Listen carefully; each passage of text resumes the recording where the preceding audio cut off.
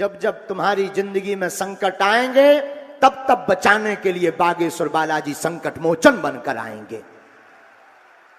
जब जब तुम्हारी जिंदगी में विपत्ति आएगी सन्यासी बाबा की सेना तुम्हारे साथ खड़ी नजर आएगी। जब जब तुम्हारी जिंदगी में उत्पात आएगा बागेश्वर बालाजी तुम्हारे घर पर बैठे नजर आएंगे।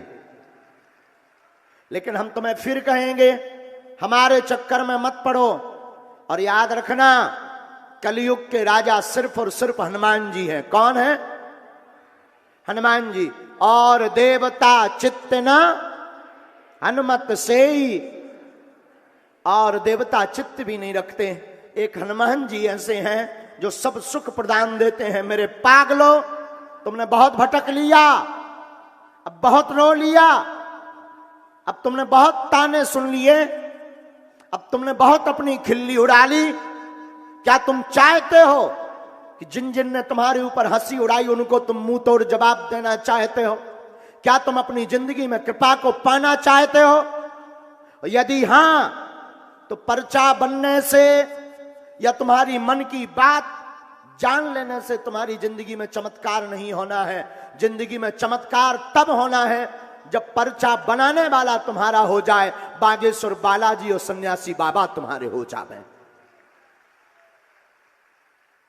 तभी तुम्हारी जिंदगी में कृपा होगी, तभी तुम्हारी जिंदगी में चमत्कार होगा।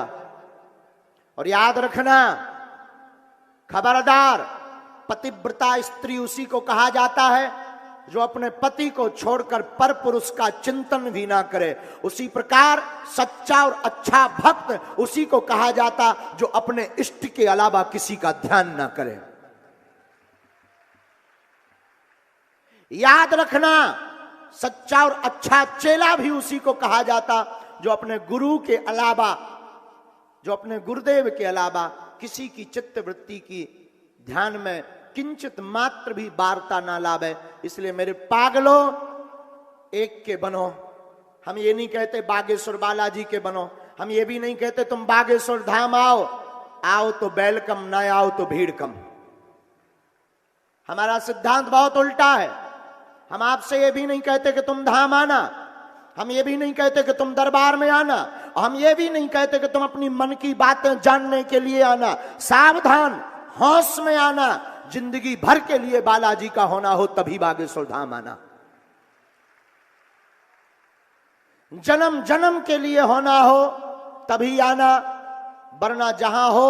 और याद रखना, जरूरी नहीं है तुम बागेश्वर धाम आओ,